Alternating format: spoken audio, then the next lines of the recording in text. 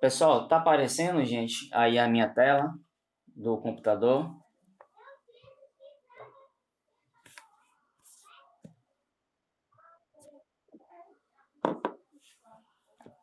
Como?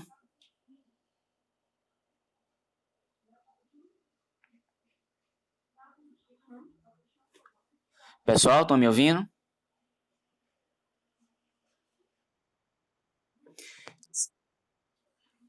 Certo, estão vendo a aula, nossa aula aqui, coleta de sangue?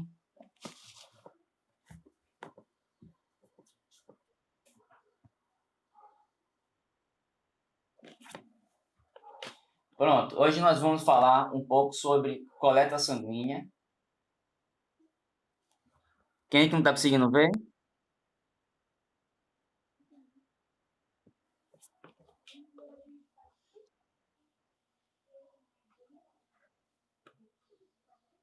Eu pedi aqui para compartilhar a tela, não está compartilhando não, hein? E tá aparecendo o quê? A sua tela do Teams, é isso?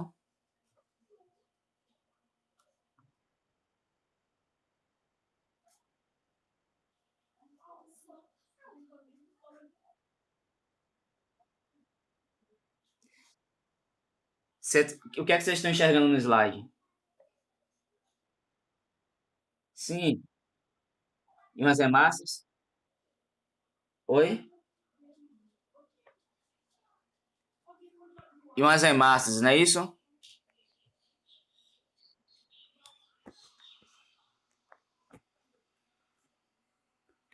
Pessoal?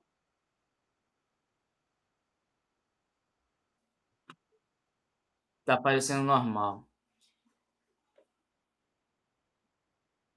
Faz o seguinte, para quem não tá aparecendo, vê se você consegue fazer o seguinte. Pode sair da apresentação do Teams e entra novamente para ver se vai voltar, se vai aparecer. Viu?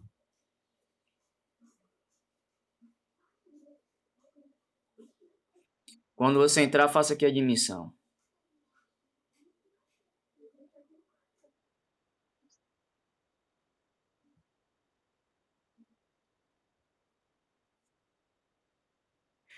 A minha preocupação maior é com relação à gravação da aula, entendeu? Então, o que foi que eu fiz? Eu iniciei a gravação, já parei a gravação um momento, a gravação não apareceu lá ainda no registro. Mas aí o que é que eu tô fazendo? Eu tô gravando a tela do celular também. Tá me entendendo? Para que se eu não tiver a do programa, eu tenha pelo menos a do celular. Só que aí o que é que acontece? Minha bateria vai embora, né? Tem que botar aqui no carregador para ver se funciona as duas coisas. Bateria e memória do celular, né? Que além do Teams consumir a bateria, eu tô com um programa de gravação de tela do celular. Talvez não fique boa, fique pequena a imagem, mas pelo menos já é alguma coisa, né? Do que a gente não tem nada. Porque a ideia é disponibilizar essa gravação para vocês no YouTube, a princípio, e posteriormente deve estar sendo. O pessoal está trabalhando aí para que essa gravação fique de forma disponível para vocês pelo próprio Teams.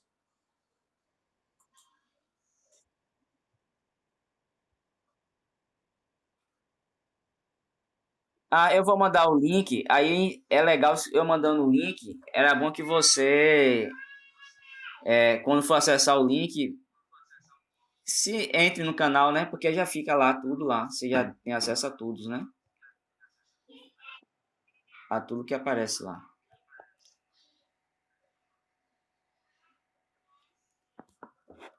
Bom, gente, estamos falando em coleta de sangue. Vamos finalmente começar a nossa aula. Quando nós falamos em coleta de sangue, precisamos lembrar e saber que essa coleta, essa pulsão sanguínea, ela pode ser venosa, arterial e capilar, tá? Quando nós falamos em pulsão venosa, todo mundo sabe aí que a pulsão venosa é algo de forma muito, muito, muito usual, muito feito. Porém, a punção capilar. Alguém sabe me dizer como é que é feita essa punção capilar? E se é possível fazer uma punção capilar?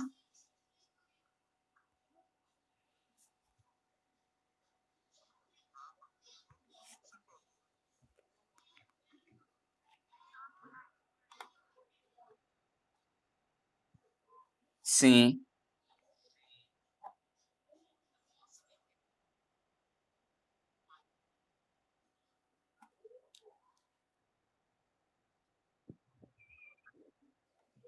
exatamente. Como é que é feita essa punção capilar?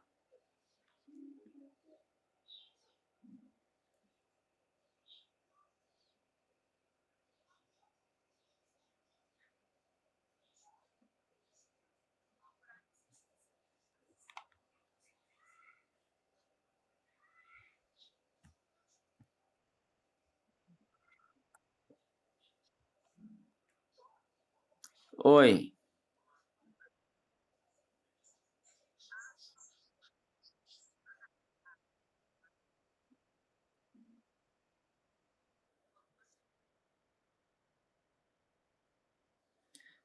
Ah,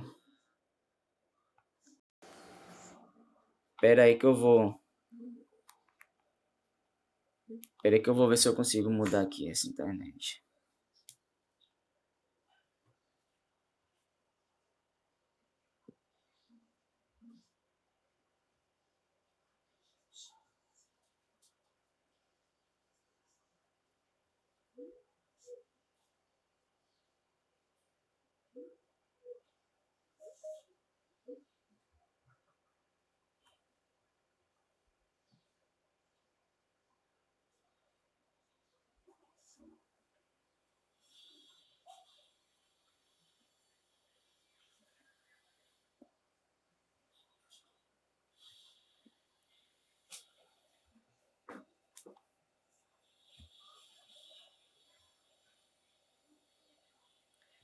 Pessoal, vejam se melhorou agora.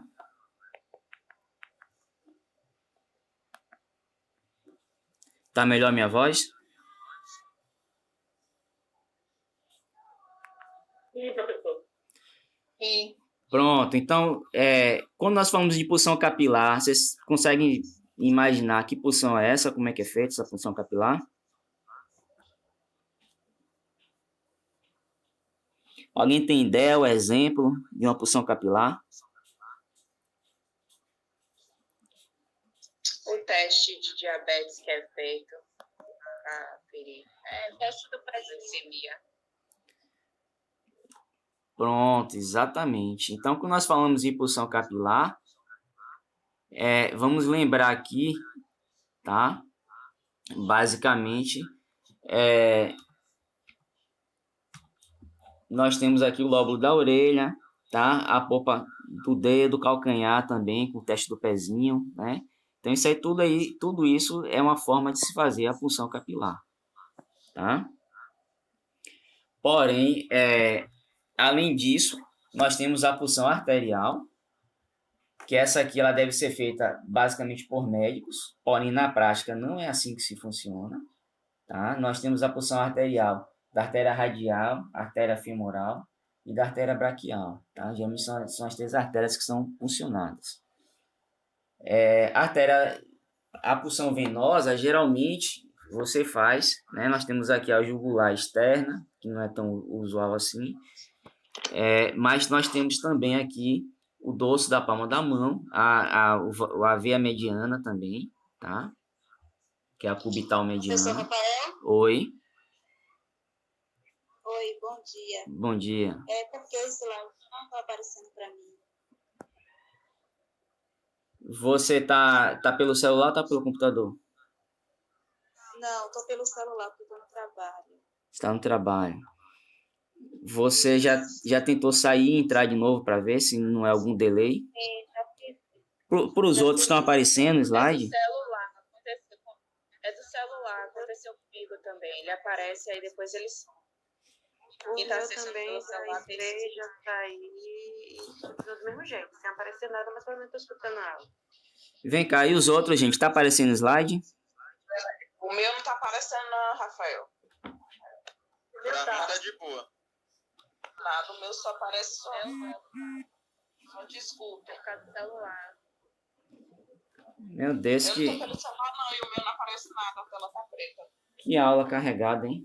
Deus é mais. Deus é mais mesmo. Batendo na madeira para isolar. Dá pra explicar do tá bom. Vem cá, gente. Para você, Léo, tá aparecendo. Mudei de slide. Apareceu aí para você a mudança? Não, pra mim agora tá cravado no coleta de sangue, como se tivesse travado a reunião. Ah, rapaz. Então, pera aí, viu?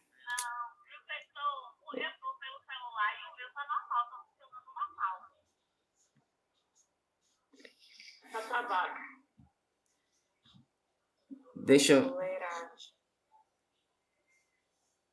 Dei até um F5 aqui pra ver se volta, mas acho que nem isso vai adiantar, cara. Deu ruim. Não tá indo. O Teams tá pesando aí, né? Rapaz, vou passar na rua hoje e vou comprar. Ô Rafa, ó, vê se você vê o que eu tô. Ó, só pra você ver, vou compartilhar o que eu tô vendo. No Certo. caso, cadê aqui? Cadê o 15, cara? Ué, o 15 agora sumiu. Eu tirei da aula para tentar ver o que é que tá acontecendo aqui. Mas eu continuo compartilhando a tela. Aqui agora eu Você vou... tá compartilhando. Tô compartilhando. Aqui Você agora eu voltei, ó. compartilhou a tela com o nome dos alunos. Isso. Aqui agora apareceu o nome de todo mundo.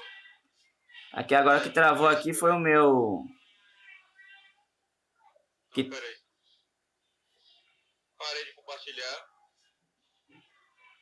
Agora voltou. Ah, você separou o slide, não foi? Parei o slide, aí eu voltei aqui. Tô esperando aqui o meu... Como é que se diz?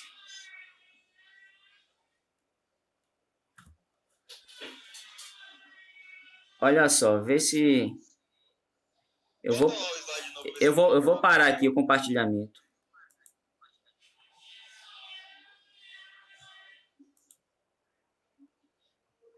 Parei aqui o compartilhamento.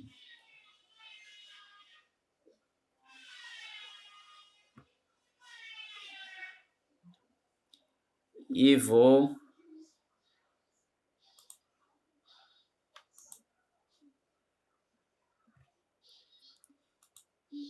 de novo, vou ver se essa internet aqui, se eu consigo mudar, tá? Qualquer coisa, Rafa, você pode mandar para mim a aula pelo e-mail e eu abro aqui. Mas o problema todo, sabe o que é? É que tem que ter o registro da aula, tudo direitinho, com filmagem, com gravação, tudo funcionando. Então, a preocupação, na verdade, maior é essa, entendeu? Ah, entendi.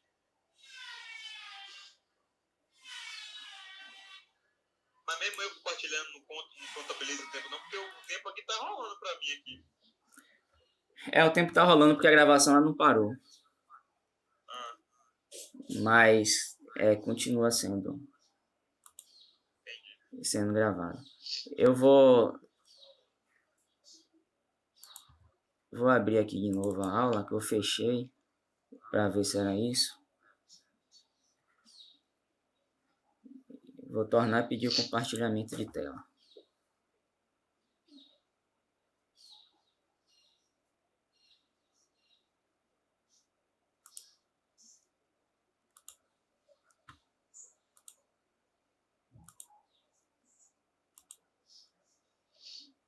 Quando você tá aí resolvendo, eu tô resolvendo um negócio com a coordenadora que minha matéria ainda tá aparecendo lá, sendo que eu cursei semestre passado, tem que tirar e não tirou até agora.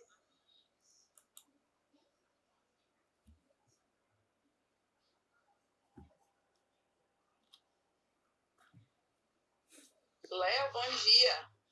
Oi, quem falou comigo? Priscila. Fala, Pri. E aí? Você tá pegando quantas matérias? Ah, se tudo der certo, eu tô pegando 5 e 4 no final. Só espero que não me cobre microbiologia de novo, porque eu cursei semestre passado. Eu lembro que você falou. Pois é. Aí eu tô com a coordenadora nova aqui agora, né, de enfermagem, tô mandando e-mail pra ela aqui pra ela tirar a matéria de mim lá, que tá lá a cursar microbiologia, sempre eu cursei esse mês passado. Tem uma colega que também tá com esse problema. Aí eu falei que ela tem que entrar em contato com a coordenação. Pois é, enquanto o Rafa tá aí, Pessoal, eu tô com a coordenadora mandando e-mail pra ela. chegou o compartilhamento de tela aí para vocês? Não, pra mim só aparece o RJ e tá preto.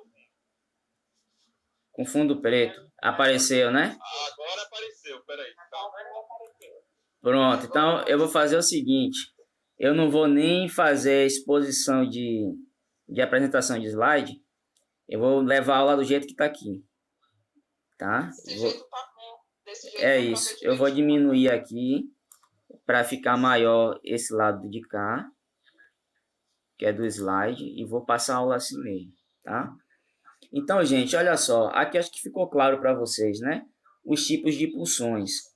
Então, a pulsão venosa, a pulsão arterial, a pulsão capilar. Se vocês tiverem perguntas, vocês façam, tá? Mas acho que vocês conseguem visualizar, né? Muito bem. Geralmente, pacientes que vão fazer pulsão arterial são pacientes que você precisa fazer gasometria. E aí você tem que fazer uma pulsão arterial, certo?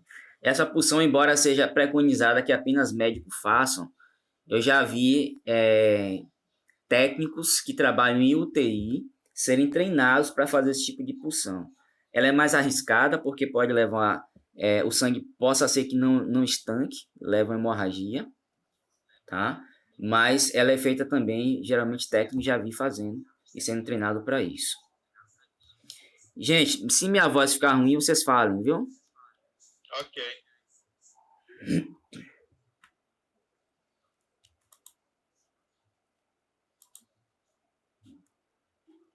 Bom, então todo o processo da hematologia, ele requer recepção, coleta, tá? Nessa coleta você tem que tomar todo o cuidado, né? Ao tipo de anticoagulante que você vai estar utilizando, certo? O esfregaço sanguíneo que é feito geralmente logo após a coleta e todas as questões de biossegurança. Então são tópicos que nós vamos tratar aqui na nossa aula, certo? Para que o exame seja feito de qualidade, ele precisa, desde o início, né, desde a solicitação do médico, ele tem que ser uma solicitação certeira daquilo que realmente o médico... a solicitação do médico tem que bater de fato com os sintomas do paciente para que você tenha um resultado compatível, né, dentro do esperado. Tá? A qualidade do exame feita pelo laboratório depende também dos processos de padronização implementado e da aceitação, né, dos funcionários, certo? Então, desde uma má informação na recepção, você pode ter um resultado que vai comprometer a qualidade desse exame. Por isso, se você for olhar lá na nossa primeira pré-aula, tem perguntas exatamente sobre esse tópico, tá? E tem um artigo lá falando sobre a qualidade dos exames, né, a nível laboratorial. Então é importante que vocês deem uma lida naquele artigo, é importante que vocês façam uma síntese daquele artigo, ele fala exatamente sobre a parte pré-analítica, analítica e pós-analítica de todo o processo, tá? E aí, onde é que está geralmente os erros? Acontecem 70% dos erros, tá? Ou do comprometimento do resultado do exame, eles vão acontecer exatamente na região, no tópico em que se trata da parte pré-analítica, tá? O que vem a ser essa parte pré-analítica? A parte pré-analítica é desde a recepção, identificação desse exame, erros de identificação acontecem muito nessa fase, tá? Erros na coleta, erros muitas vezes no armazenamento, que é mal armazenado, não leva em consideração temperatura, né? As coisas que tem que ser consideradas. Com relação ao transporte também, em algumas situações pode haver erros, tá? Após isso, tudo isso que eu falei para vocês refere-se à fase pré-analítica. A fase analítica refere-se à execução do exame, propriamente dito, tá? A parte que você vai, de fato, passar esse exame passar um hemograma, por exemplo, né? Passar numa máquina do hemograma, tá? No Cautem, e assim por diante, tá? A fase em que você está fazendo a leitura das lâminas, essa é a fase analítica.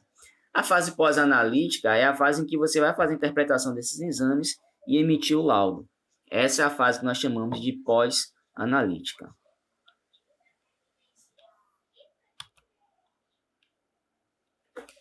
Bom, vai ficar um pouco pequena aí a imagem para vocês, mas acho que dá para vocês verem, né? Uma sala de coleta, ela é preciso, né? Ela é exigido, né, para uma sala de coleta que tenha esses equipamentos, né, que vocês estão vendo aqui. Equipamentos e estruturas, tá?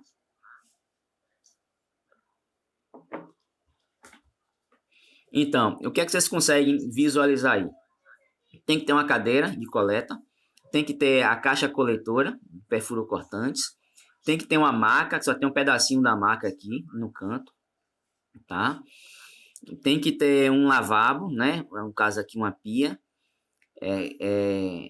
com água e sabão, tá?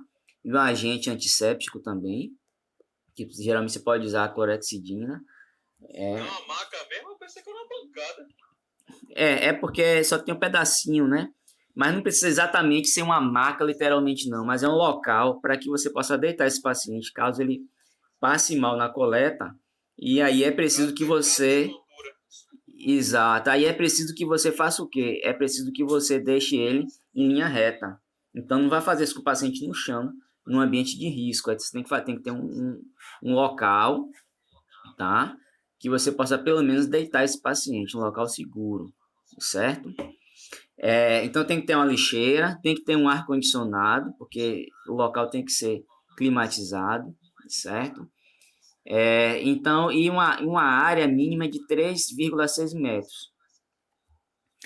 Quando você fala em um local onde vai se fazer uma coleta de muitas pessoas, aí você pode ter somente pedaços menores, por exemplo, aqui estruturas menores, como por exemplo 1,5 m, tá? Onde nós vamos chamar aqui de boxes. E para esses boxes, você tem que ter ainda assim um local com a pia, com água, sabão, para você fazer a descontaminação das mãos, tá?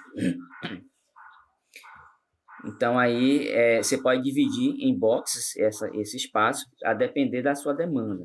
De uma demanda muito grande, você pode dividir em boxes. Aqui nós temos o material que é utilizado, nós temos aqui a caneta, né? Em 4, nós temos a gás estéreo, nós temos aqui o pissete com álcool 70, nós temos aqui o garrote, a luva de procedimento, tá? Os tubos de coleta, então são as estantes, né? Então são os materiais que são necessários para se fazer uma coleta de sangue, tá? Todos eles estão ilustrados aqui, além de ilustrados, estão aqui detalhados, né, por escrito no seu canto direito. Ô, Rafa, aquele ali entre a caneta e o estante seria as fitas? Aqui no meiozinho aqui? Entre a caneta... não. A caneta e esse meiozinho aqui. Certo. Logo abaixo da caneta, né? Isso. Aqui o que você tem aqui são... na verdade, é um suporte para coleta a vácuo, né? Você tem aqui uns gelcos... você tem aqui uns gelcos, um butterfly, né? Umas borboletas que o pessoal chama. Só que para coleta a vácuo, tá? Entendi.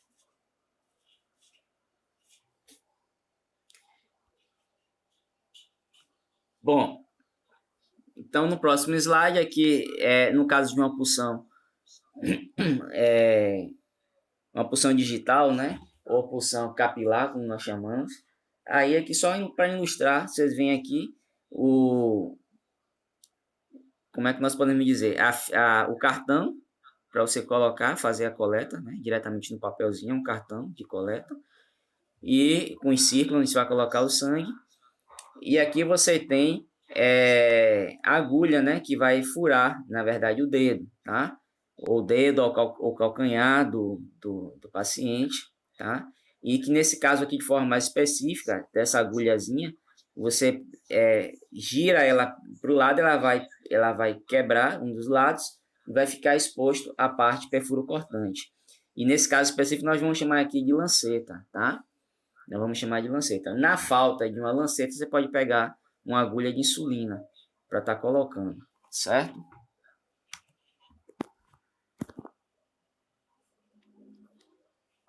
Bom, vamos seguindo aqui. Isso aí faz no teste do pezinho, né? Exato, teste do pezinho. Você pode fazer também. Serve para testes rápidos, né? Como vocês veem lá, só fura a pontinha do dedo, a digitar e assim por diante. Gente, como nós falamos aqui nas agulhas, né? Essas agulhas, o bisel da agulha exatamente aponta a parte perfuro-cortante, tá?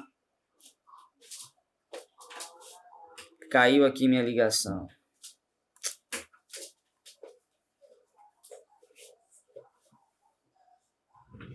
Será que fizeram uma café? Não é no fundo. Esqueci de fechar lá.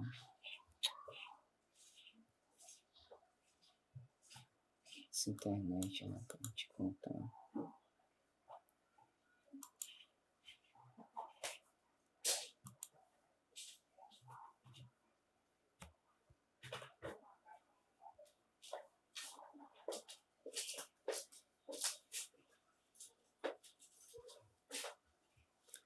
Pessoal, estão me ouvindo? Sim, então. Olha só, eu tive um problema aqui de conexão do computador. Estou tentando entrar de novo, agora consegui entrar. Eu não sei, eu acho que o meu Teams acabou sendo reiniciado.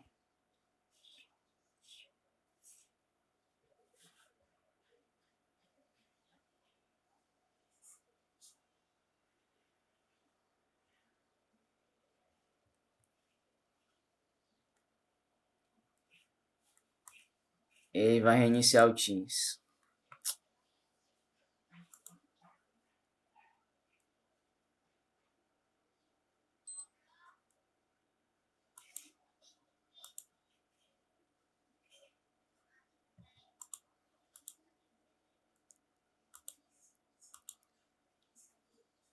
Por isso caiu a minha conexão.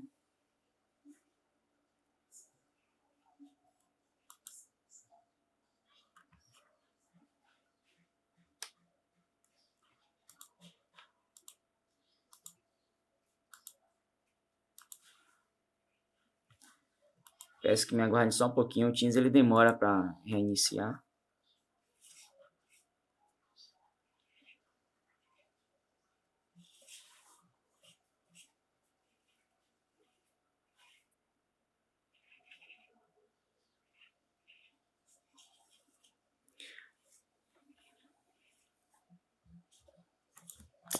Vou botar tudo de novo.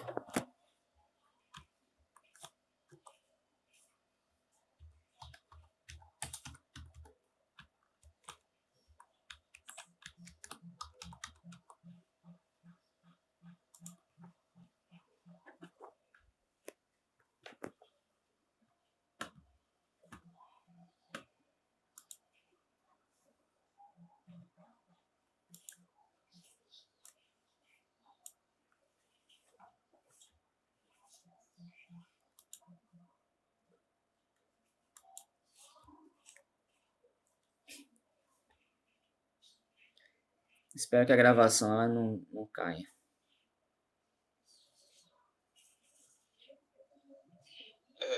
Rafa, Oi. você tem alguma ideia de como vai ser o TCC1 ou ainda não tem nada para informar ainda assim? Rapaz, na verdade, assim, talvez o Andy tenha informação melhor para ele passar, mais atual. Que ele trata, né, com essas coisas. Você não teve aula com ele ainda não, né? Não, porque ele passou mal esse dia, foi parar na emergência, não sei mais o que aconteceu depois. Léo, abra o aba, tem as instruções lá do que você tem que fazer e as datas. Tá, beleza. Ele teve Covid. Foi? Ixi. Foi. Tá aqui, tô ingressando novamente.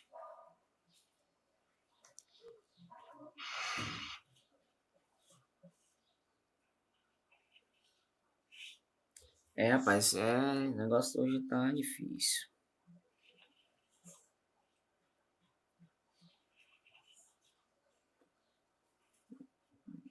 Mas vai melhorar.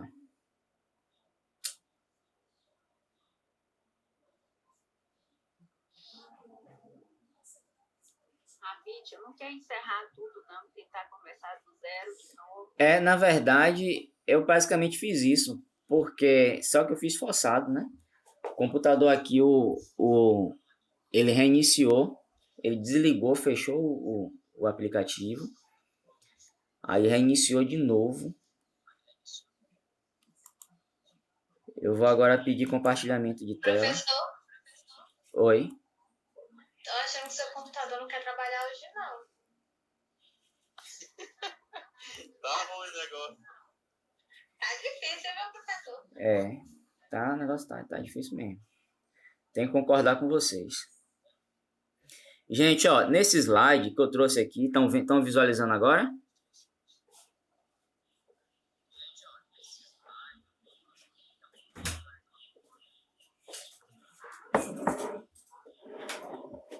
Obrigado. Pessoal, estão vendo aqui o slide? Sim, rapaz. Sim. Pronto, olha só. Nesse slide, o bisel que eu quero me referir é a ponta da agulha, a parte perfurocortante, tá? Com relação às medidas, só resumindo aqui para vocês, quanto maior for, a medida ela vai, na verdade é feita em gauge, tá? Então agulhas de 21 gauge, elas vão ter o calibre de 0,8, se sobe para 22, o calibre diminui, tá? O diâmetro diminui. Então as agulhas com calibres maiores, você utiliza geralmente para adultos, e as agulhas com calibre menores você vai utilizar para crianças, tá? Aqui nós temos aquele suporte. O que é o bisel trifacetado? Pronto. Quando nós falamos em bifacetado ou trifacetado, nos referimos exatamente a quantos cortes foi feito esse bisel para formar a ponta da agulha, tá? Então, o bifaceado ele vai dividir em duas partes. Faz como se fosse, deixa eu ver aqui, um exemplo, como se fosse um bico de um... ele fica como se fosse um... Ele só vai ser cortado em duas partes, porque na verdade não peguei imagem, eu vou ter pegado uma imagem para mostrar para vocês. A maioria dos biséis das agulhas, elas são bifaceadas. Bisel trifaceado, geralmente ele tem um poder de corte maior, tá? E geralmente essas agulhas que são trifaceadas, elas são utilizadas, agulhas, por exemplo, de banco de sangue, é usado um bisel desse tipo. Tem um poder de corte maior, porque a agulha é de um calibre um pouco maior, a do banco de sangue, por exemplo, mas ela corta bem. Então a pessoa não sente tanto, tá? Aquela coisa, né? Pessoas que não gostam de coletar sangue, né? E aí essa agulha ela geralmente dá um conforto maior ao paciente. São os planos de corte, tá? O trifaceado tem 3 planos de corte, o bifaceado só tem 2.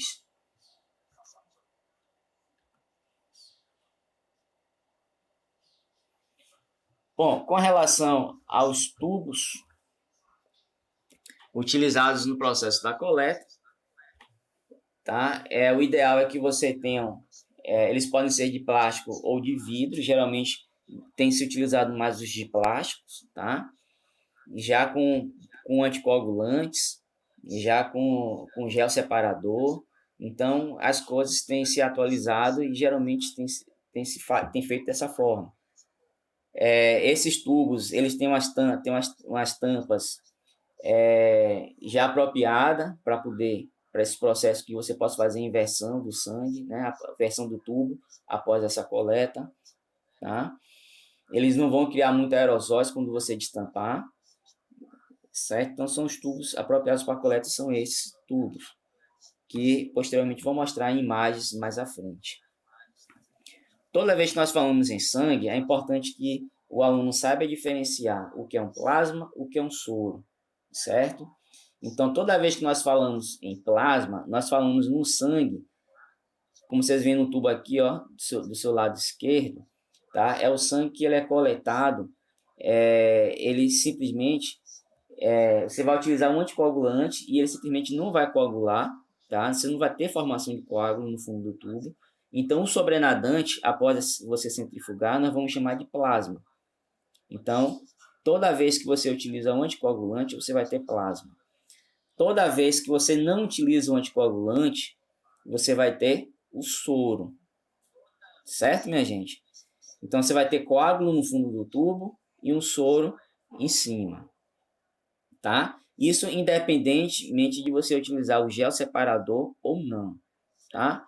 Soro você vai ter sempre toda vez que você não utilizar o anticoagulante. Então, o soro é sem anticoagulante. O plasma é com anticoagulante. Ok, pessoal? Ficou claro para vocês essa definição? Isso é muito importante que vocês tenham isso aí bem registrado direitinho, tá?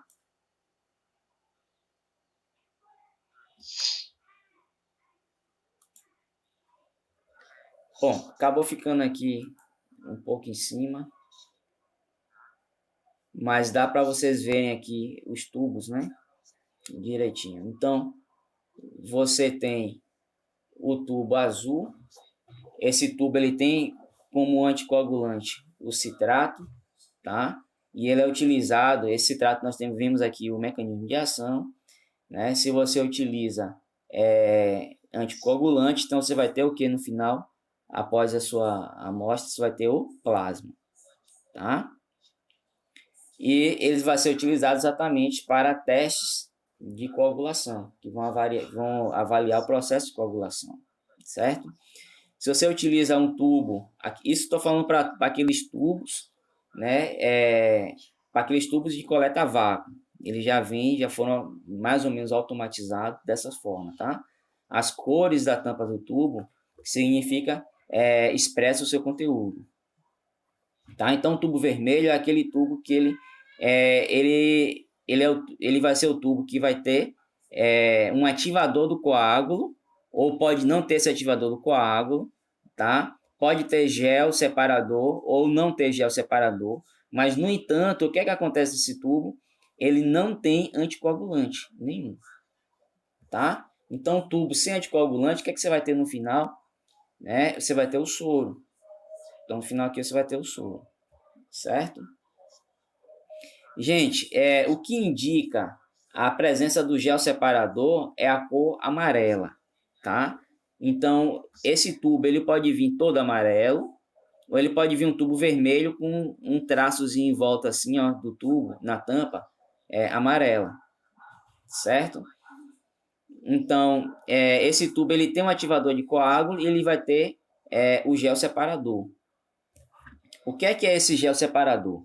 O gel separador simplesmente é apenas um gel que ele vai fazer com que separe de forma mais rápida a parte vermelha da parte líquida do sangue.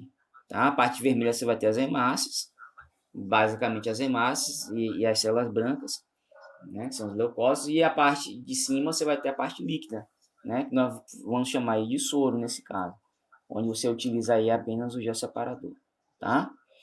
Então, gente, o soro, ele pode ser utilizado, né, geralmente ele é utilizado para os exames sorológicos, ok? Geralmente ele é utilizado para os exames sorológicos. Quais são os exames sorológicos? São aqueles exames em que você quer ver, né, se o paciente, se ele tem HIV, se ele tem hepatite, se ele é soropositivo para alguma dessas patologias, tá? Geralmente patologias virais, certo? Então, esses são os exames sorológicos. Você pode utilizar o soro também para os exames bioquímicos e hormonais, como estão aqui em cima, é detalhado, tá? Nesse caso, em que você pode utilizar o soro para os exames bioquímicos, quais seriam os exames bioquímicos?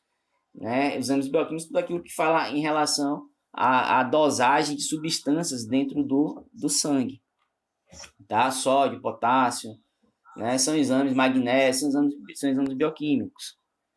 Ok, minha gente? Porém, existem aqui a heparina, tá? Que ela é indicada de forma específica, é um anticoagulante indicado de forma específica para se fazer os exames bioquímicos.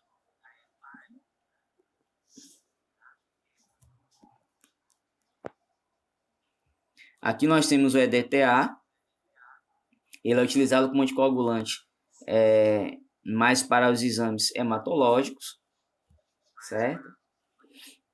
E aqui nós temos o fluoreto, que ele é utilizado aqui para os exames de dosagem de glicose e lactato.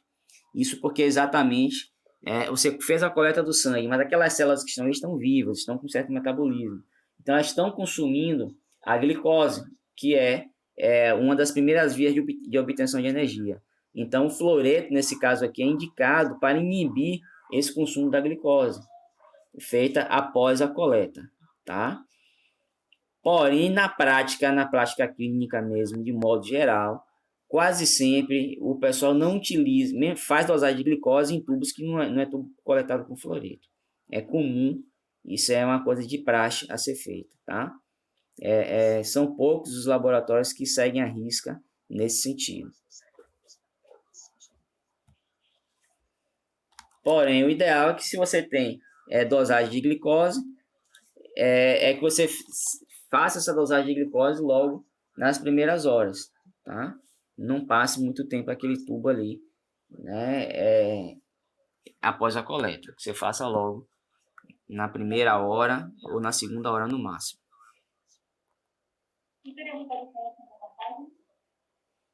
Você falou, mas não consegui entender o que você falou. Ah, sim, se teria diferença.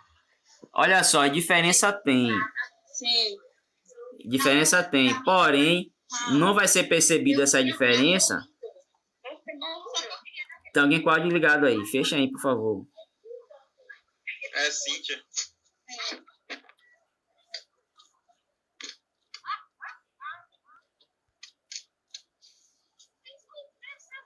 Cíntia, fecha o áudio, Cíntia. Cíntia.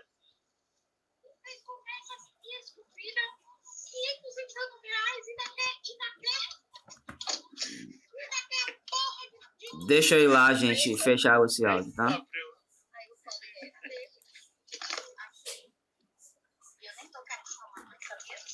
Vocês sempre costumam entrar com áudio. Ela acabou de entrar. Aí você sempre costuma entrar com áudio fechado. Que aí evita isso aí. Vixe, Cíntia e seus B.O.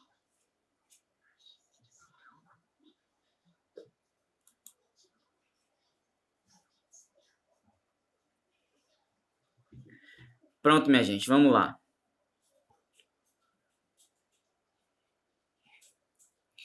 Olha só, a diferença tem, tá? Porém, não é percebida porque toda vez que você volta lá no laboratório... Rafael, você desligou para todo mundo agora. Mutou geral. Ei, Laia. Ah, pronto. É porque eu tinha que desligar do meu também. Foi isso mesmo. Obrigado. Vamos voltar aqui. Gente, olha só. A diferença nessa dosagem tem. Porém, você acaba não percebendo essa diferença. Por quê? Toda vez que você volta no laboratório para fazer essa aferição, diz, oh, esse exame está errado. Deixa eu repetir o exame. Aí ele faz sempre da mesma forma. Então, você não vai conseguir perceber essa diferença. Tá? Só em uma vez ou outra que de repente mudar aquela rotina do laboratório, você vai perceber essa diferença. Então tem esse viés aí nessas dosagens, tá? E isso acaba sendo comum, esse viés nesse caso da glicose. E é interessante que esse viés já foi bem maior, viu, gente? Já foi bem maior. Hoje em dia não está tão grande não, porque esse processo já está mais automatizado. Mas na época em que se fazia dosagem de glicose na mão, você tinha não sei quantos tubos para fazer, é extremamente sensível a essa dosagem, então costumava dar erros por esse sentido, por conta disso. Pessoal, então aqui o gel separador, eu já expliquei mais ou menos para vocês como é que funciona esse gel. Esse gel, ele funciona como uma barreira física, literalmente, separando a parte líquida da parte sólida, tá? Lembrando que uma vez que você utilizou o gel separador, você só vai poder trabalhar com a parte líquida, tá? A parte sólida, ele vai ficar abaixo do gel, esse gel ele polimeriza junto com toda a parte sólida, ele vai fazer parte daquele coágulo. Então você não vai poder utilizar o conteúdo, né, as células, as hemácias que estão presentes ali. Só vai poder utilizar o sobrenadante, que vai ser o soro ou o plasma. Ok, gente? É importante também que, olha só, o pessoal costuma congelar o soro ou plasma. É comum congelar. Mas você não pode colocar o tubo com esse gel separador no congelador, não. Se você fizer isso, você vai perder sua amostra, tá? Porque as hemácias que estão... você primeiro tem que fazer o seguinte, você tem que coletar todo o sobrenadante, tirar, passar para um outro tubo, e aí agora sim colocar no congelador, certo? Você pode congelar. Se você congelar o tubo junto com tudo que está ali, as hemácias que estão presentes no gel, elas vão sofrer hemólise, e aí vão liberar conteúdos como hemoglobina, hematina, hemosiderina, uma série de conteúdos no seu sobrenadante. E aí você vai perder sua amostra.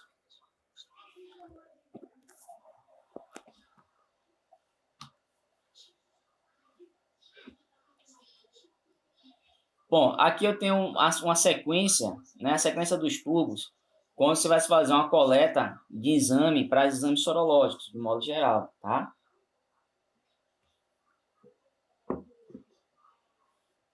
Então, o ideal é que você utilize um tubo da tampa... O seu primeiro tubo vai ser um tubo da tampa vermelha ou amarela.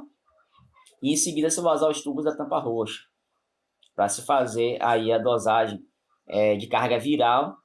No caso aqui os CD4, CD8, tá? As dosagens sorológicas, literalmente, e assim por diante, certo? Então, quando vai se fazer uma coleta sorológica, o ideal é que você leve esses 4 tubos aí.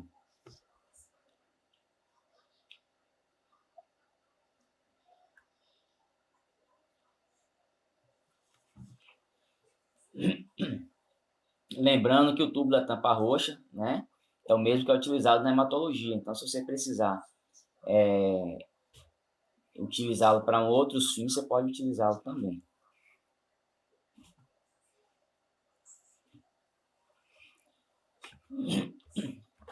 E, pessoal, quando nós falamos aqui em pré-coleta, é muito importante que a pessoa que está na recepção, a recepcionista, ela seja bastante atenciosa ao passar, ao realmente, de fato, passar todas as instruções que estão escritas de formas verbais para que a pessoa possa entender de fato. Tá? Às vezes está se tratando com um idoso, né, uma pessoa já de idade, então você precisa explicar, falar tudo direitinho.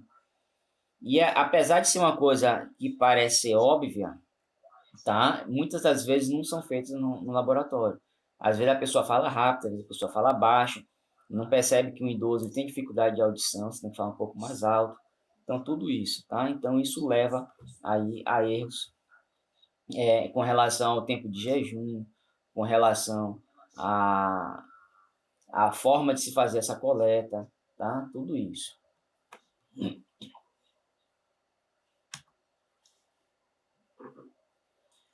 Bom, quando nós falamos em período de jejum, eu trouxe um slide aqui que lhe fala, tá? Sobre o período que é necessário de jejum. Porém, atualmente essas coisas elas têm mudado de forma bastante rápida, devido à evolução de alguns kits que se tem feito, tá? Tem se aumentado a sensibilidade e aumentado também a precisão.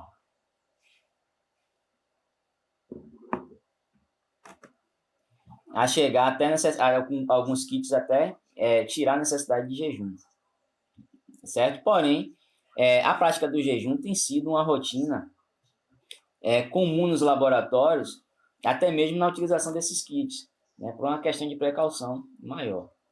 Então, quando se fala em exames sorológicos, você precisa de um tempo de jejum de pelo menos de 4 horas, para evitar a presença ali dos triglicerídeos, colesterol, né, a parte lipêmica do sangue, pode vir atrapalhar a detecção desses exames, a detecção desses kits, né? HIV, sífilis, hepatite, assim por diante.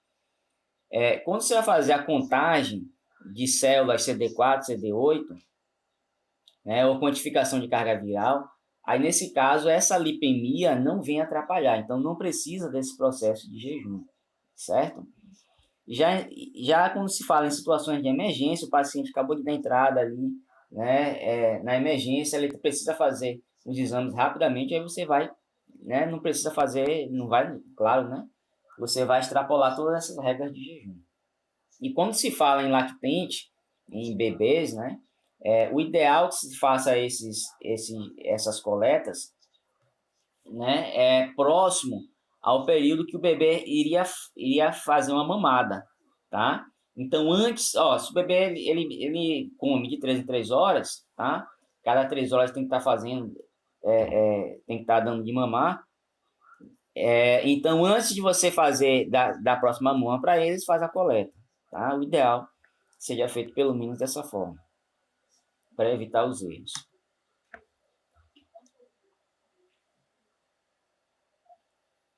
Então, aqui eu trouxe alguns outros fatores que geralmente algumas pessoas têm dúvidas, né? Então, se vai fazer uma coleta de sangue, se vai fazer um exame, o ideal é que você não faça atividade física, tá? A atividade física, ela interfere. Aqui, ele diz aqui, ó, com relação à contagem de CD4, CD8, não vão interferir, carga viral não interfere, certo? Mas outros exames laboratoriais vão interferir, sim. Principalmente glicose, colesterol, vai interferir, certo? Quantidade de segmentados no seu sangue vai interferir também, se você faz atividade física antes do processo da coleta. Pacientes que são fumantes, ideal que você coloque na ficha que o paciente é fumante, porque isso interfere, certo? Com relação aos outros exames laboratoriais, é claro que não vai interferir em exames sorológicos. Por que não interfere em exames sorológicos? Porque se fosse assim, né, esses agentes poderiam ser utilizados até mesmo como agente terapêutico desses agentes sorológicos que estão aqui, tá? Por exemplo, se a pessoa é portadora de um vírus do HIV, o fato de ela estar fumando, o fato de ela estar fazendo ingestão de café, isso não vai interferir em nada, tá? Na coleta no resultado dos exames, não vai interferir, vai detectar do mesmo jeito, certo? Porém, os outros exames vão interferir. Com relação à ingestão de água, você pode ingerir até um copo de água. Após isso, você pode ter uma interferência.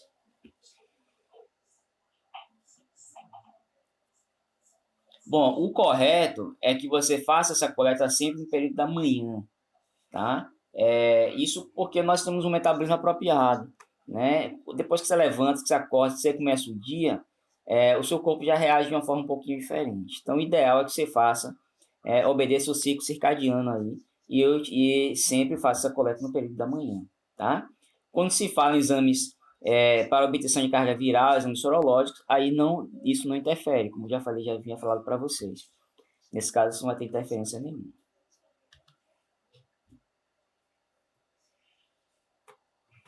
Bom, aqui eu trouxe informações, gente, perguntas até o momento, com relação ao processo lá do jejum.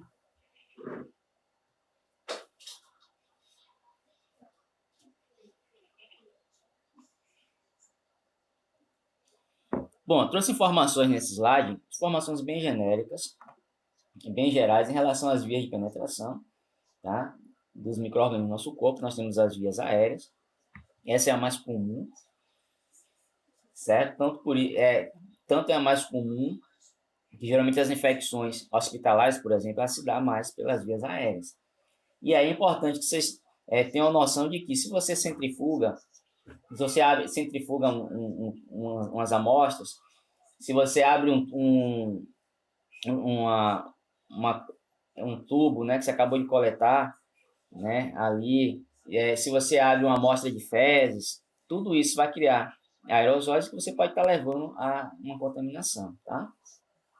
A via cutânea, se ela tiver alguma região de corte, vai ser uma das vias de penetração no nosso corpo. Via ocular, mucosa ocular, a mucosa em si ela não protege. Da mesma forma também a mucosa oral não nos protege, tá? Com relação aos paramentos, né? Aos equipamentos de proteção individual, os EPIs, é difícil você ver alguém fazendo coleta com óculos, mas é correto, você deve utilizar os óculos, tá? Seu jaleco deve estar abaixo da linha do joelho. Você tem que estar de máscara, sapato fechado, né? É o ideal que você esteja realmente todo muito bem paramentado.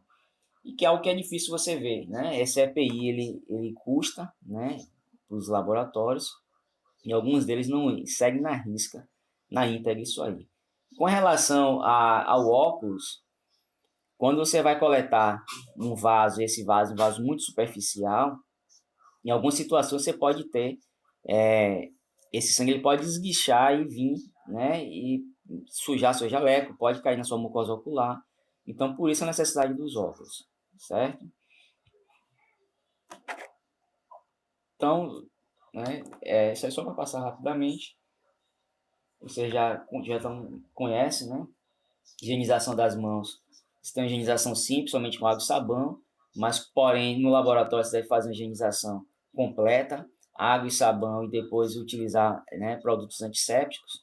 No caso, você tem aqui o álcool 70, a clorexidina, tá? Compostos à base de iodo, que tem cada vez mais tem diminuído esses compostos, devido a algumas pessoas que são alérgicas, tá? Então, enfim, a clorexidina está aqui também, pode ser utilizada e deve ser utilizada.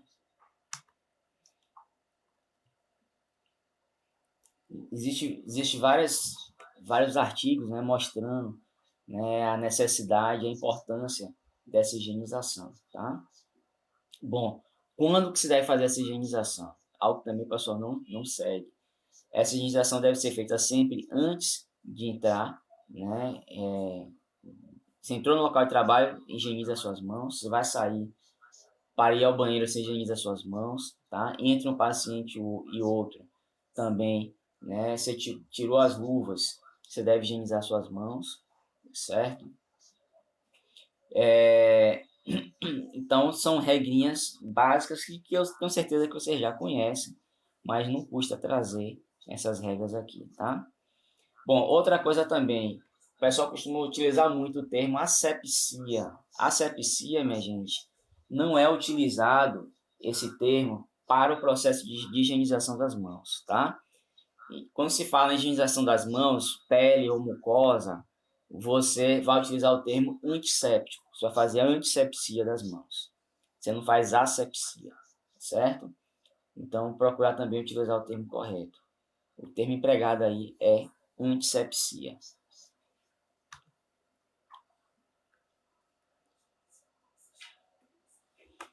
Aqui nós temos alguns cuidados que devem ser tomados com relação à coleta, à retirada das luvas. Tem gente que retira a luva de uma forma que ele acaba levando a contaminação, tá? Então tem gente que retira a luva, faz um escarcéu a retirar a luva, né? Puxa com tudo, a luva até onde não pode mais, né? Isso aí cria aerossóis, não deve ser feito dessa forma. Então, o ideal é que você tire a luva desavessando essa luva, tá? E com a outra mão, ao qual você está utilizando para retirar essa luva, você retira a segunda luva, deixando uma por dentro da outra, e no final de tudo você deve dar um nó e aí jogar essa luva fora. Então, a forma correta é essa de você retirar a luva.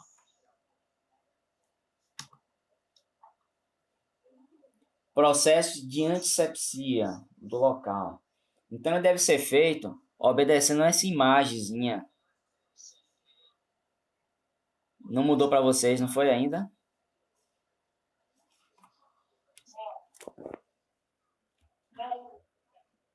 Deixa eu ver se vai mudar aqui, peraí. Chegou aí agora, não foi? Mudou. Pronto, a antisepsia, gente, deve ser feita em movimentos circulares, de fora para dentro, tá? Esse é o método correto. Isso deve ser feito em um único movimento, tá? Então, geralmente existem artigos mostrando, dizendo que esse método é melhor do que o método que está embaixo, tá? Porém, artigo é aquela coisa, né? Às vezes um mostra de um jeito, daqui a pouco um já mostra que do outro é melhor, certo? Então, às vezes tem um pouco de divergência entre eles. Então, todos os dois métodos, eles são métodos preconizados para o processo da descontaminação do paciente. O importante que você faça aqui é o seguinte: se você quiser fazer mais de uma vez, você pode. Porém, o ideal é que você, pelo menos, você troque o lado da gase ou troque a gase, certo? Que é feito esse processo de asepsia aí.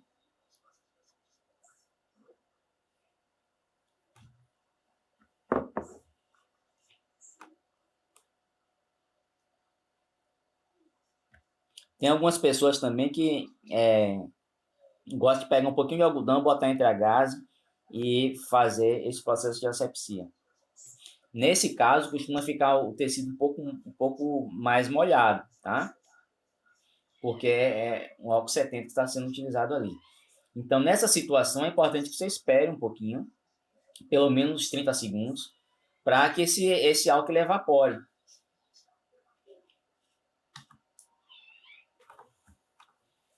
Com relação ao vasos a serem coletados, as veias, né?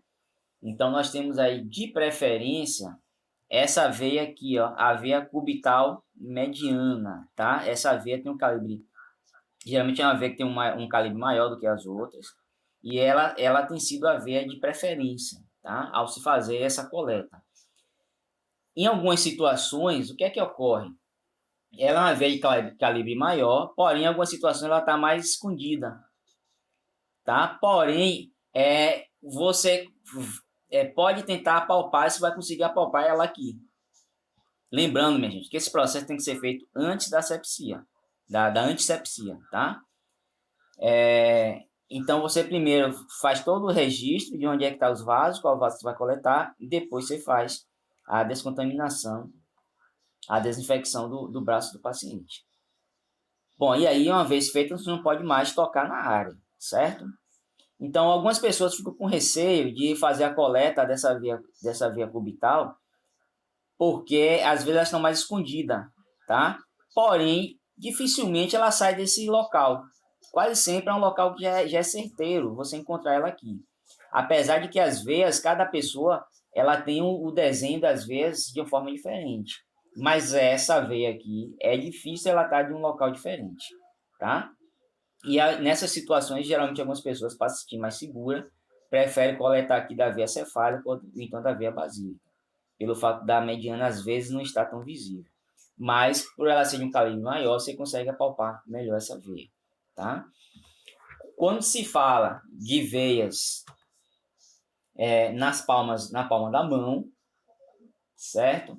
A veia mais indicada, devido ao seu calibre, a ser coletada, é essa veia aqui do arco venoso.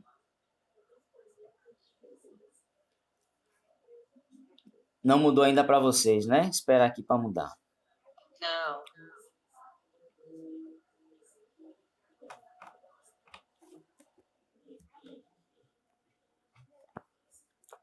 Agora.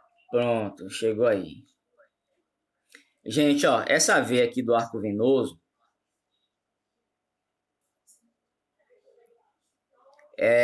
costuma ser a veia mais indicada, pelo fato de ser uma veia de calibre maior, certo? Então, ela está aqui, geralmente na região aqui, próxima ao punho.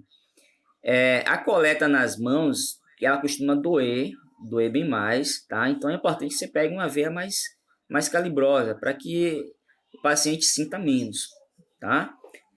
Essa veia aqui não sendo possível, você não consegue identificar ela, essa outra aqui, ó, do metacarpal, ó, a veia dorsal metacarpal, ela também é uma veia de calibre um pouco maior. E é mais fácil, né? E é fácil também de ser coletada do que as outras. Então, às vezes, pessoas têm dificuldade de coletar em outros locais, né? Vai tentar coletar na mão, já é a última opção que se tem. e ainda chega lá na mão e fica tentando, né, coletar de qualquer jeito, com um bisel da agulha vai e vem, vai e vem. E isso aí acaba traumatizando a pessoa, porque dói, né? Funcionar na palma da mão dói bastante, tá? Outra coisa que eu gostaria de lembrar para vocês, toda vez que você vai fazer uma coleta em um paciente, que é um paciente idoso, geralmente esses vasos eles são mais rígidos, eles mostram resistência maior, tá? Então, vocês já vão já sabendo disso. Paciente diabético também, esses vasos, essas veias, elas são mais enrijecidas, tá?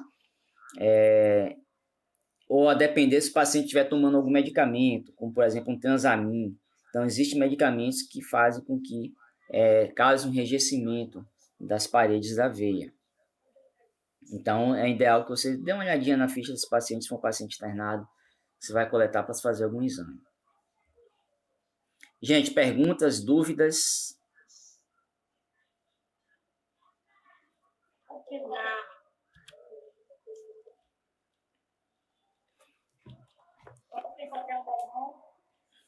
Se pode o quê? Qualquer uma das mãos. Qualquer uma das mãos, desde quando seja aquele braço que não esteja com acesso, com nenhum tipo de acesso, tá? Então, o que é que você vai procurar evitar? Que é exatamente o que está aqui nesse slide. Se você vai fazer a coleta em um paciente, ele já tem algum acesso, ó, a Cíntia pedindo para entrar de novo, espero que ela tenha desligado o áudio. Se você vai coletar em um paciente, ele já tem algum acesso, né? Seja um catéter, seja um acesso de um soro, que está ali caindo algum medicamento, você vai fugir daquela via. Você vai pegar no braço oposto. Certo? Então, isso aí é muito importante, que é o que está exatamente mostrando aqui, ó. Locais de cicatriz, de queimadura, você não vai pressionar, não vai furar esse local, tá? A pessoa fez uma mastectomia, cateterismo, tá? Você vai fugir dessa área. O local já está com algum hematoma, também você não vai, só vai piorar, né? Vai ser difícil você conseguir fazer a coleta, e esse hematoma pode aumentar e vai dizer que foi você, certo? Às vezes o paciente ele tem alguma dificuldade circulatória, ele já fez vários exames, ele sabe que tem certos vasos, certas veias que estão comprometidas, que tem processos de trombose. Então ele vai lhe indicar e vai dizer, ó, essa veia aqui não pode coletar. Tá? Aí você foge dela, você obedece. Não vai dizer, não, eu que sou o profissional, sei onde é que eu vou coletar, e põe e coleta. Não é assim, tá? Então, se a pessoa lhe indica, olha, essa veia aqui tem problema, já tive problemas com ela, você foge daquilo ali, tá? Nada melhor do que o paciente para conhecer a si mesmo. Bom, e se você já coletou em um determinado local, você vai evitar fazer múltiplas coletas no mesmo local. Você vai procurar sempre estar mudando de ambiente ao fazer essas coletas. Bom, gente, ao fazer uma coleta, jamais você deve... Tá difícil de você visualizar a veia, né, o vaso no braço do paciente. Jamais você vai ficar batendo naquele braço, tá, naquele local. Isso vai levar a uma hemólise, tá? Isso vai levar a uma reação do corpo, porque de certa forma é uma agressão, o corpo vai responder para aquela região, né, com um processo de agressão, e isso pode mudar os resultados do seu exame.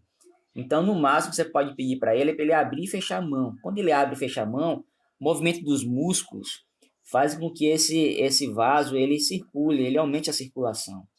E aí essa veia fica mais fácil de ser visualizada, tá? Mas é jamais ficar batendo, né, no braço do paciente. Isso aí não pode ser feito, embora eu já tenha visto isso, né, na área técnica e com paciente de UTI, viu? Paciente de UTI. Da técnica tá batendo para tentar conseguir funcionar um vaso. E paciente idoso ainda por cima. Bom, uma vez que você conseguiu visualizar aquele vaso, tá? Aí você vai simplesmente Para você visualizar o braço, você pode garrotear a veia, tá? Pode garrotear o braço do paciente. Esse garroteamento ele deve ser feito uns 4 dedos acima do local onde você vai fazer a punção, certo? E quando você garroteia, você melhora a visualização também, tá? Aí você faz o processo de antisepsia, vê ali tudo direitinho, mas não pode ficar muito tempo com esse garrote feio, com esse garrote ali no braço do paciente, porque também compromete o resultado dos seus exames, certo? Então, o ideal é que se você já tem uma prática, você já garroteia, já visualiza, vê tudo direitinho e faz a coleta. Se você não tem, você garroteia, visualiza, faz a antisepsia, depois você solta um pouquinho esse garrote e aí vem a colocar de novo, tá? A finalidade do garrote é só para você achar venos?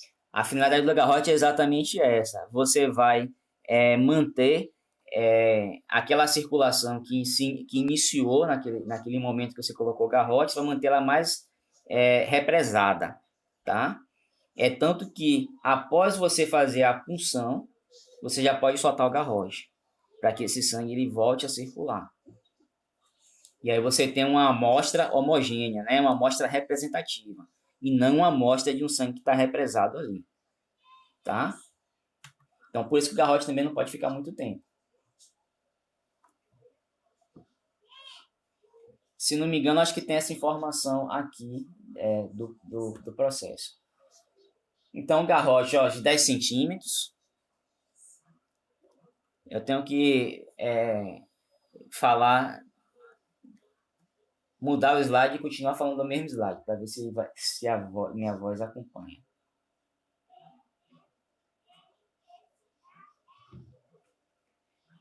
Então, minha gente, o garrote tem que ficar uns 10 centímetros, tá? Não pode ser intensamente apertado, você não pode apertar muito, tem que deixar. Se você aperta muito, você pode até mesmo interromper esse pulso arterial. Então, você não deve fazer isso, tá? Não pode apertar o extremo.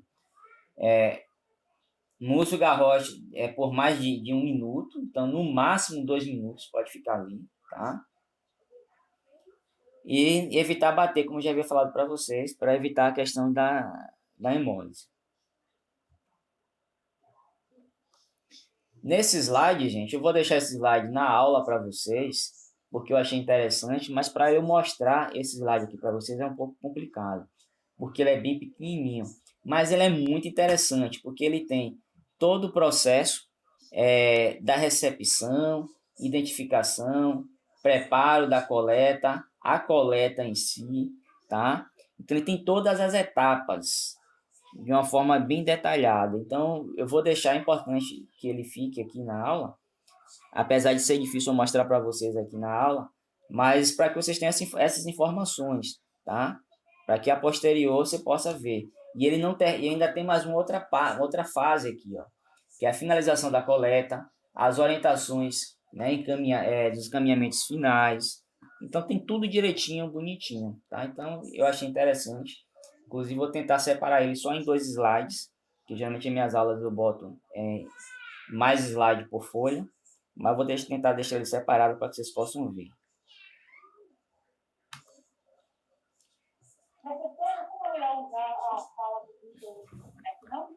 Vamos sim, vamos utilizar sim. É porque nossa aula hoje começou com essas complicações, mas...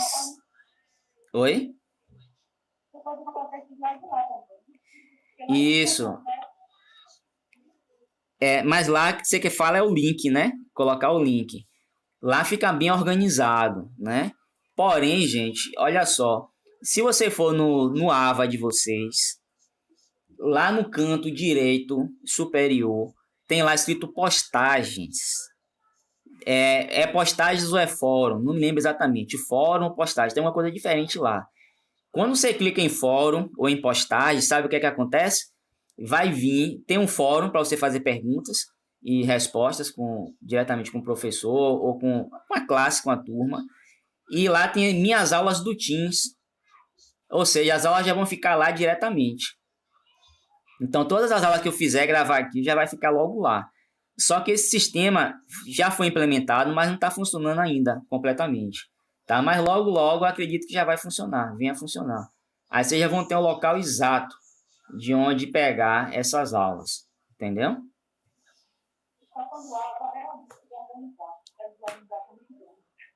Aí o AVA, eles estão organizando dessa forma, entendeu? Mas enfim, a gente vai ajeitando as coisas aí da melhor forma que der para ir ajeitando.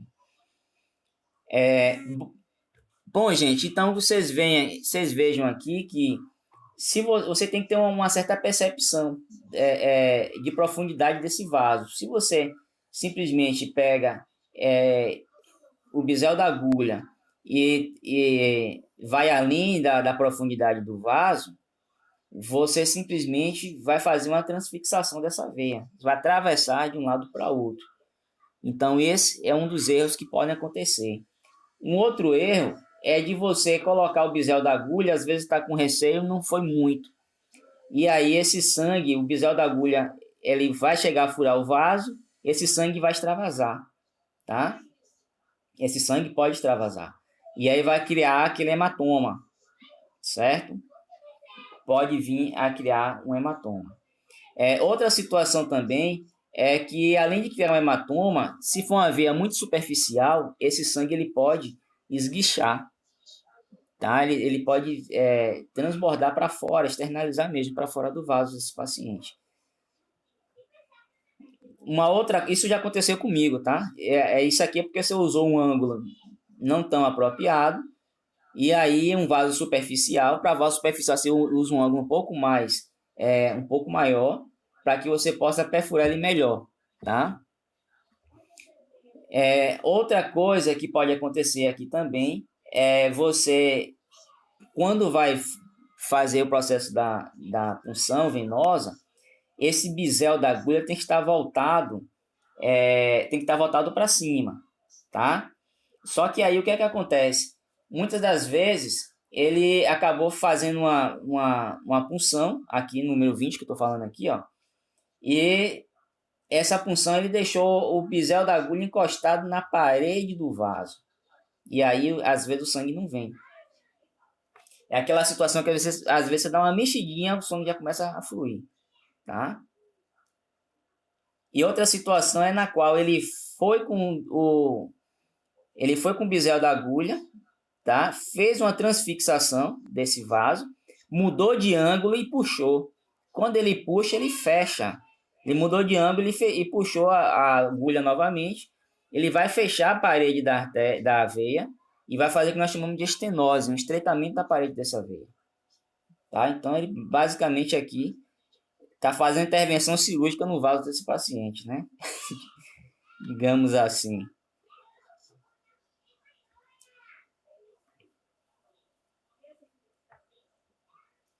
Bom, gente, então aqui, de novo, só está mostrando outras situações, né? Mas basicamente foram aquelas que eu expliquei para vocês. O extravasamento está aqui, no 22, tá? O bisel da agulha é parcialmente penetrado e aí ele pode acabar fazendo extravasamento desse sangue. Bom, em qualquer uma dessas situações, você tentou resolver ali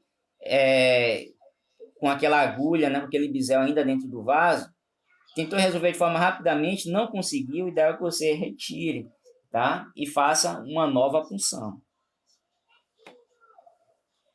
Então, você não pode ficar, o ideal é que você não fique com a agulha dentro do vaso do paciente, vai embaixo e vai em cima, vai embaixo e vai em cima, traumatizando, né, e causando prejuízos, né, para o vaso daquele paciente. Então, isso aí não é indicado, certo? Essa daqui, ô Rafa. Oi. A 22 quase aconteceu comigo uma vez na Unifax, uma colega minha foi coletar, ela mexeu um pouquinho, quase deu isso aqui. A coleta, quando você vai fazer a coleta com a agulha, com a seringa, é mais fácil você ver o sangue quando ele chega na ponta da agulha, tá? Já quando você vai fazer uma coleta em um processo a vácuo, isso se torna bem mais difícil. Isso aí vai se tornando bem mais difícil. Você já tem que ter a prática, uma prática bem... Tem que ter a mão firme. É uma mão firme, tem que ter uma sensibilidade para você conseguir encontrar, na verdade, ver até onde é que está a profundidade É o daquele quê? vaso ou não. 45 graus, Rafael? Você vai usar ali, na verdade, entre 30, em torno de 30 graus. 45 são as situações mais específicas, mas ideal em torno de 30 graus, tá? Uma vez que o sangue está fluindo, aí agora você pode diminuir essa angulação, que é o que acontece quando você faz, quando você funciona com um gel, por exemplo, um butterfly, né, que é a borboletinha que o pessoal chama. Aí você, mas a punção mesmo em si com 30 graus, tá? Eu prefiro muito mais o scalp e a butterfly do que a convencional, vai tá doido. Bom, aqui eu não vou me ater nesses detalhes, mas ele fala, né, situações em que aconteceu o problema, né, o que pode ter acontecido na situação em que o sangue não veio, foi interrompido, e o que fazer. Desculpa, gente. E o que fazer para que seja resolvido isso aí, tá? Então, não vou ficar, né? Isso aqui é para que vocês possam consultar, dar uma lida com calma, depois em casa. A situação do hematoma, enfim. Então, são várias dicas aqui de processo da punção em si, certo? Aqui, de novo, uma denominação do que é um hematoma, tá? Algo que, na verdade, assim, só esmiuçando melhor, mas depois vocês vão dar uma olhadinha, certo? Vão ver com calma. Hematoma você teve aquele extravasamento, né? Do sangue fora do vaso e ficou na superfície ali, entre a pele e o vaso, e de forma que você vai perceber, né? É aquele arroxeado, depois ele fica meio amarelado, essas hemácias, elas se rompem, e aí vão mudando de cor, né? Desse hematoma, então ele vai mudando de cor, né? Até sumir por completo. Você pode ter uma coleta que sofreu hemólise, certo? E essa hemólise, qualquer tipo de hemólise que você tiver em uma coleta, o ideal é que você descarte essa amostra. Não deve usar a amostra com hemácias hemolizadas. Porque uma vez que a hemácia hemolizou, ela vai liberar uma série de enzimas e de proteínas para fora, tá? Que não deveria estar presente ali na sua amostra, no seu soro. Então, no seu soro ou no seu plasma. Então, isso aí é um critério de rejeição da amostra, tá? Embora nem sempre isso aconteça.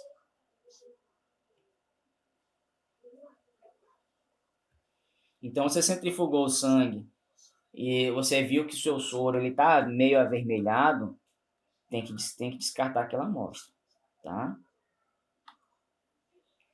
Uma outra questão também é essa que vocês estão vendo aqui, ó, o sangue lipêmico, tá? Às vezes o sangue ele vem, vocês estão vendo aqui, é sangue mesmo, tá?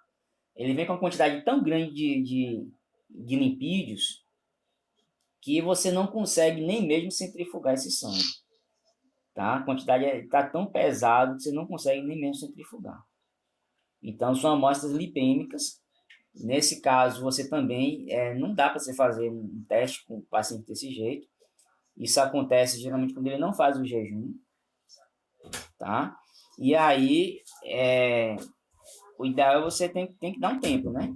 Para esse paciente ele limpar esse sangue, processo digestivo começar a tirar, né? Remover essas gorduras que estão ali presentes, para que você possa tomar alguma conduta aí a nível laboratorial. Gente, então, uma aula bem simples, tá?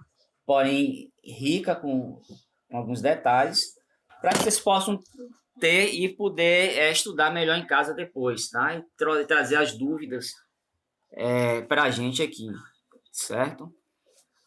Alguma pergunta no momento? Alguma dúvida? Um questionamento? O que tá lá no álbum, o resumo que você tá pedindo, é para te entregar ou só para ficar pra gente mesmo sei lá, para estudar, no caso? Gente, ó, esse semestre nós vamos trabalhar da seguinte forma. Todos os resumos, todos os artigos que estão lá, esses artigos eles devem ser lidos, tá? Deve ser feita a síntese de forma manuscrita, tá ali pedindo de forma manuscrita, e vocês vão me colocar esses resumos lá no Google Sala, certo? Vocês já sabem agora como trabalhar com o Google Sala, né? Fica de forma mais organizada. Eu nunca usei o Google Salas, não. Explica aí, por favor. Nunca usou, não? Pronto, eu vou fazer... Eu também não sei, não. Eu vou fazer um vídeo. Na verdade, eu já tenho um vídeo mostrando como é que você faz o Google Sala, certo? E aí vocês vou liberar esse vídeo pro pessoal. Vou colocar o vídeo para vocês verem como é que vocês acessam. Eu não montei a turma ainda no Google Sala, vou montar. Mas aí vou precisar que semanalmente, por exemplo, nossa aula é na quarta, né? Eu vou precisar que vocês entrem, dê uma lida no artigo no dia anterior, faça essa síntese e coloque para mim. Então, isso vai funcionar de forma semanal, tá? Por enquanto, o plano de ensino deve estar sendo liberado hoje. O aplicativo nesse nome ou não? Tem aplicativo? Não tem aplicativo. O processo é pelo próprio computador, porém, como é uma imagem, o ideal é que você utilize o celular mesmo, porque você vai escrever, bater uma foto no celular e anexar essa foto no Google Sala, para que eu tenha a foto da sua então síntese. é o mesmo esquema do semestre passado. O mesmo esquema, entendeu? Mas, porém, o pessoal que ainda não fez não sabe como é, então eu vou explicar para que o pessoal saiba e veja, tá? Professor, Oi. onde é que está essa atividade? Estão no portal, no AVA. Então, quem quiser, minha gente, das atividades que estão no AVA, quem quiser já baixar o artigo, já deve, tem um artigo lá falando sobre coleta, já pode fazer sua síntese manuscrita, e aí na época que eu disser, gente, vamos botar a síntese lá, aí você já fez, você já bateu foto, já tem tudo lá, só é chegar e anexar, tá? Entendi. As perguntas que estão lá... Com a gente. Oi? Pega leve com a gente esse semestre. Ave Maria, eu sempre pego leve, eu não sou de... Resumo de artigos. Mas... Diria que é uma coisa leve. Mas os artigos, eles são legais, os artigos, eles são bem produtivos, né? Você dá uma lida no artigo, você contextualiza assim, o que a gente está falando aqui, é bem diferente, entendeu? Professor, Oi. e quem ainda não está com acesso ao AVA? Quem ainda não está com acesso no AVA, Sim. vou parar aqui o compartilhamento, tá? Pelo que eu vi, a coordenadora falou que quem não tá com acesso no AVA ainda só a partir da outra semana que talvez melhore as coisas. Normalmente acontece isso. A primeira semana é uma semana meio que experimental, Caótica, né? É sempre caótica a primeira semana. É uma semana experimental. Gente, com relação com relação aqui à lista, olha só, o Teams, ele criou uma forma da gente baixar essa lista de presença. Então, eu vou baixar aqui a lista de presença, vou abrir essa lista de presença, tá? E aí vocês vão visualizar a lista de presenças aqui, abertas no mesmo momento. Interessante isso. E aí vocês vão me dizer depois se o seu nome não está aqui. Se não tiver, eu vou tentar já abrir diretamente e colocar o nome de vocês, porque eu estou vendo que vocês estão aqui presentes, certo?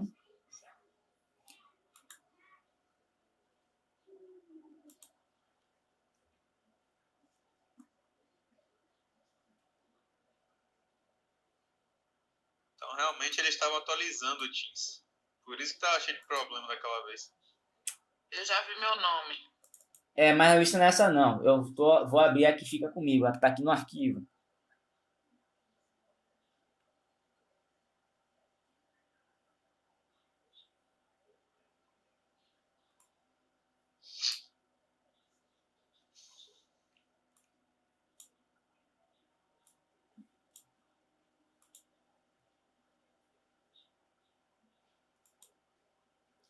Vou colocar aqui em ordem. Já vi. Vou colocar aqui em ordem alfabética, 16 ali. porque se a pessoa entra e sai, ele registra também. Aí o nome às vezes não fica legal, entendeu? Eita, Já vi meu nome também. Já vi Cíntia meu saiu nome sim. também. Caraca, Dados. Cíntia entrou e saiu não sei quantas vezes mesmo. Aqui. Mas às vezes é porque cai, né?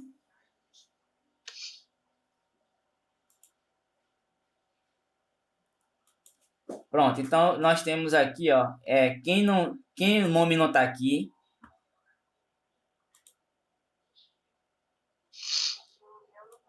opa, pera aí, viu? Deixa eu colocar, deixa eu puxar ele aqui. É por isso que quando vocês forem entrar no Teams, você tem que colocar o seu nome, porque senão eu não vou conseguir identificar depois, entendeu? Então, quem foi que falou que o nome não tá aí? Janice. Janice. Isso. Genice, seu nome tá como Amor Araújo. Ai, Amor Araújo, é? No semestre passado estava normal. Aí agora o Teams ficou esse negócio que teve que se atualizar, que ficou desse jeito. Eu vou ver como é que eu faço para mudar. Ó, essa pessoa aqui que é usuária desconhecida, ou desconhecido, estão vendo aqui? No 26? 26 usuários desconhecidos, sim. Estão Tá vendo perto aqui? de Iana. Oi? Tá perto de Iana. Alguém entrou dessa forma, como usuário desconhecido, não botou o nome? Quem foi a pessoa que disse que não estava o nome aparecendo aqui? Me diz aí que eu vou botar aqui no lugar. Foi quem? Foi Janice? Pô, o meu não tá aparecendo não, Janice. Janice. Vou escrever aqui. Você vai ficar no lugar dessa pessoa. Certo. Janice, pronto. Janice de quê? Eu esqueci do meu nome. Janice o quê? Da Silva? Silva, pronto. Todo mundo é Silva. Acabou. Mais alguém, gente, que o nome não tá aparecendo? Professor, e a questão desse horário aí, 9 e 1? É o horário que começou a gravação, é? O aula. A questão do horário, ele não segue muita risca não, viu? É porque eu entrei e saí, acho que foi o horário que eu tive que reiniciar o Teams. Ok. Mas isso aí, o que importa é a presença. Nem importa também quantas vezes você saiu e entrou não, porque isso depende da internet, né? Eu mesmo entrei e saí não sei quantas vezes, para ver se a internet melhorava. Tá bom? Então vou salvar logo aqui. Ok.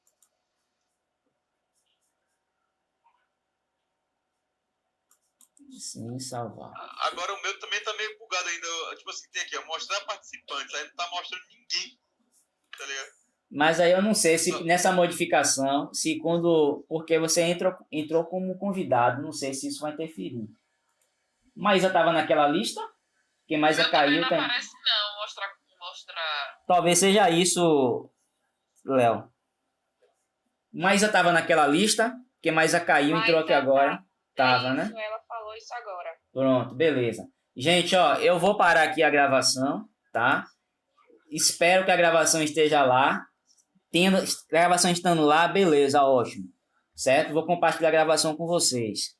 Caso essa gravação não esteja, não fique lá, certo? Aí eu vou mandar alguma gravação para vocês. Eu refaço essa aula de novo, alguma coisa eu vou estar fazendo. Certo? Certo. Para que vocês tenham o conteúdo, pelo menos, tá? Rafael, esse link vai ficar para as aulas, para todas as aulas, não é isso? O link que tá Esse link vai ficar para todas as aulas e ele está no portal no Encontro 1, na aula 1. Tem lá o link da aula. Entendi. Vai ser sempre o mesmo. Obrigada. Nada. Rafael.